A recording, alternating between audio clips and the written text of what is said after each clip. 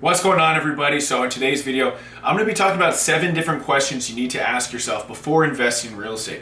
And this is based on my own personal experience of being a full-time real estate investor, as well as having worked with hundreds, if not thousands, of new investors. So that being said, question number 1 you should ask yourself is, have you looked at least 100 different real estate deals? And Grant Cardone and some of these other guys talk about this, the rule of 100. So, if you're looking at 100 different deals, chances are there's only going to be like 1, or maybe like 2, 3, 4, 5. He's more in the commercial end. In residential, you really need about like 25 or 50 leads to find a really good deal. However, when you're getting started, just looking at 100 different properties just for practice is usually a pretty good idea. And the way that you can evaluate 100 different deals pretty easily, in your own backyard, would just be to go on Zillow or Redfin or one of these sites that shows real estate values, and just practice using the MAO formula. So the MAO formula, or Mayo formula, is pretty much the standard for the real estate investing industry. And that's where you take the after renovated value of a property, and if you're not 100% sure, just use a general average of the after renovated property, and then you multiply that times 0.7, and then you subtract for the cost of repairs. And the number that you get is going to be the MAO, the maximum allowable offer that you can put for that property. So once you do that in your general area, you can do that on condos, townhouses, single family houses, just to get a good idea of different values and things like that, and where you need to be as far as the purchase price. Because what you're going to find out in real estate investing is that like 95% of the properties out there are not going to be anywhere near the MAO formula. And the problem that I see a lot of new real estate investors run into, though, is that they think everything is a deal. They think just because the house has like broken windows and overgrown grass and needs to be fixed up, they think automatically, just because it's a fixer-upper, that it's a great deal.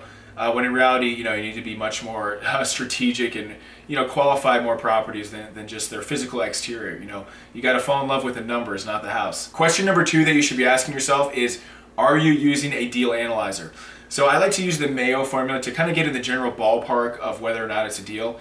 And if it's pretty close to the Mayo formula, or it's at the Mayo formula, the next step is to use an actual deal analyzer to nail down exactly the potential profit that this property might have. And if you don't have a deal analyzer, you can go to my website, the link is below, and download the exact same deal analyzer that I use for free.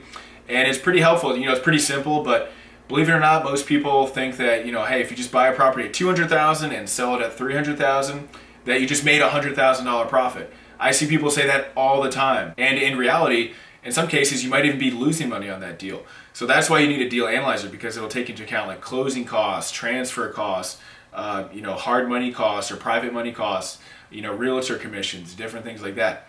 So be sure to use a deal analyzer. Question number 3 that you should be asking yourself is, have you reached out to 10 different sources of financing? So as far as financing for real estate investing, that could be hard money lenders. You could just find 10 hard money lenders. And the thing about hard money lenders, or any lender for that matter, is that they're all going to have like different rates. Some are going to be really easy to work with. Some won't even respond to you. So you want to find people that are kind of easy to work with, have great rates, are flexible, that type of thing. And you shouldn't just look for hard money lenders. That'd be the best place to start. But you could also look for conventional lenders. Sometimes you're going to come across properties that maybe you just want to move into. If you're doing like off-market, real estate marketing, or even properties on the MLS, sometimes they don't always need to be completely renovated. Sometimes, they can actually be financed with just a standard loan. So reach out to different mortgage lenders in your area. And then lastly, look for private money. This could be friends, family, associates.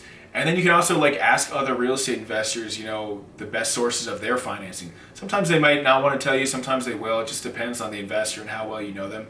But definitely try to reach out for 10 sources of financing so that you can get the best deals and work with the best people. Because I'll tell you from firsthand experience, I worked with a lender that was basically a loan shark. And I would have probably saved easily over 6 figures over the last couple of years if I had been a little bit more strategic with who I was working with. So definitely reach out to 10 different people. Question number 4 that you should be asking yourself is, what does your scope of work involve? And if you want just like a scope of work template, you can just go on Google, type in scope of work for a renovation project. It's stuff like renovate kitchen, demo bathroom, refinish floors, that type of thing. And if your scope of work is too creative, then it's probably not a good deal. If you're a new real estate investor and you have to get too creative with your scope of work, it's probably not a good deal. And what I mean by too creative is, I was talking to an investor and they were looking at like a townhouse, and all the townhouses were like selling for one price, and they were like, well, You know, what if I put like a 2-story addition on the back of it and then did like a rooftop, and like it was all this crazy stuff. And if you're a more experienced investor and you've done larger projects and you have a better sense of prices and renovation costs, like yeah, you can get creative. But if this is one of your first couple projects, don't try to get too creative, because that's where you can get in trouble, you know, when you try to get too crazy and do things that, you know, the neighborhood might have not seen before. You know, you don't want to be the one. I remember I was in this one neighborhood where there was like this massive 5,000 square foot house, and then every single other house was just like tiny brick houses. And the person's probably not going to see the value back on the builder's not going to see their value back on that because they just built in the wrong neighborhood. You know, there's no comps to support their price. So with your scope of work, you should try to keep it more to like renovate the kitchen, renovate the bathrooms, refinish the floors, replace the roof. You know, don't get too wild and crazy with your first couple of deals. Question number 5 that you should be asking yourself is, do you have at least 3 renovated comps? So when you're coming up with your after renovated value, you know, sometimes neighborhoods might just have like that one house that's super nice that sold for some crazy amount and like set all types of records. However, you can't base your comps on that one house. You know, you really need to have like 3 comps and then maybe kind of use like a median average of all 3. So even if you have to go back like 2 years or maybe extend your radius a little bit, you know, try to really find 3 similar properties that were renovated. And if you can't find 3 that are renovated, find out what like the as-is ones sell for, and just make sure that, you know, yours are about the same or ideally lower than those ones. Question number 6 you should be asking yourself is, can you go at least 6 months without getting a paycheck? So the worst thing you can do as a real estate investor is, like, let's say you find the best deal ever, the most amazing deal, and you have, let's say, a full-time job. And once you get it under contract and once you close on it, you just quit your job because you're like, you know, this property's gonna make me $100,000 or $50,000 or whatever it may be. However, with real estate investing, especially with rehabbing, a lot of times you might not get paid for, you know, up to 6 months. So you really need to factor that in. If you have a full-time job, you know, keep your job and do the renovation project on the side. Because the toughest thing with new real estate investors is like kind of projecting cash flow. Because the way rehabs work is, you know, if you buy it right, you know, you're gonna get paid a lot of money, but it's gonna come in one big chunk, and it might not come for like 3, 6, maybe even 9 months down the road.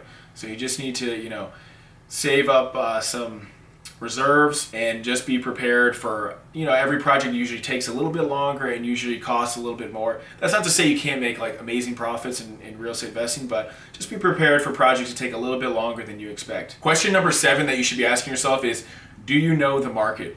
And what I mean by this, it's not like you have to be like some complete market expert, but you just don't want to be investing in neighborhoods that are like 100 miles away that are just super cheap, and you're just like, wow, just because it's that cheap, you know, I need to buy the property. I remember a seller told me, he's like, I will give you my house for free. And I was like, wow, that sounds like a great deal. And then I looked up the neighborhood and I looked up the property, and I was like, I don't even want this for free. Like, honestly, you couldn't even pay me. I mean, at a certain point, you could probably pay me an amount. But generally speaking, like, I just did not want this property. It just wasn't worth anything. And believe me, there are actually neighborhoods that are just not worth anything. And I was just talking to a newer real estate investor, and she wanted to buy houses in like Detroit and Baltimore and these places where you can just buy houses for like $5,000. She was like, I could buy like 20 houses and like retire tomorrow. And I was just like, look, just don't do that. Like, you just don't know those neighborhoods at all. I remember someone sent me like some Baltimore leads where I could buy properties for like $500, like $1,000. But there's some places where properties just aren't worth anything in some sections of some specific cities, where you'd actually be losing money if you purchase the property. So be sure to know your market well. And the best way to know your market is like what I said with question number 1 is just run the Mao Formula on 100 different properties in your area.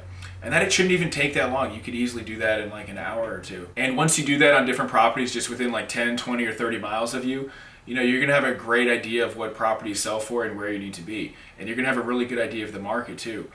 So you don't think that you need to study a market for like 30 years to become a real estate expert or anything like that. Just run 100 different comps on properties using the Mayo formula, and maybe read a couple articles. And don't get sucked into like, oh, it's only $2,000, I gotta invest there, because sometimes you can lose money on those deals. Now, I know I said there were 7 questions when I started this video. Well, I'm actually gonna throw in an 8th question, and that's, do you have a real estate mentor? Because when you're getting started as a new real estate investor, you need some type of framework to work with. You need some type of like marketing strategy that you can model from somebody else. Sometimes real estate investors just try to wing it. And if you're taking tons of action, you know, that eventually will work. but there's just more strategic ways of going about it. So, the real estate mentor can be in the form of books, coaching programs, online programs, different things like that. And I've actually started to coach and mentor different real estate investors. So if you want to check out the different programs that I have, the link is below on my website. They're for new real estate investors as well as even experienced real estate investors. Just depends on your level, depends on what you're looking for in your business. So definitely check that out in the link below on my website.